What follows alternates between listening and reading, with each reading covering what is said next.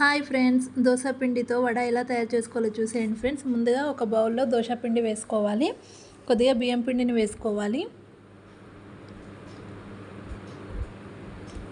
ఆనియన్స్ని కట్ చేసి వేసుకోవాలి, కరివేపాకును కట్ చేసి వేసుకోవాలి, కొద్దిగా కొత్తిమీరని కట్ చేసి వేసుకోవాలి, కొద్దిగా జీలకర్ర వేసుకోవాలి, కొద్దిగా అల్లం వెల్లుల్లి పేస్ట్ వేసుకోవాలి, కొంచెం సోడా వేసుకోవాలి,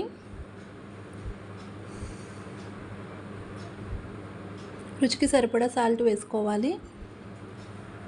వేసుకొని మొత్తం కలిపేసుకోవాలి ఫ్రెండ్స్. చూడండి, ఇలా కలిపేసుకోవాలి. ఇప్పుడు ప్లేట్ పెట్టేసుకొని ఒక హాఫ్ అన్ అవర్ పాటు పక్కన పెట్టుకోవాలి. హాఫ్ అన్ అవర్ తర్వాత ప్లేట్ చూస్తే చూడండి ఫ్రెండ్స్, మనకు పిండి అనేది మంచిగా సెట్ అయిపోయింది.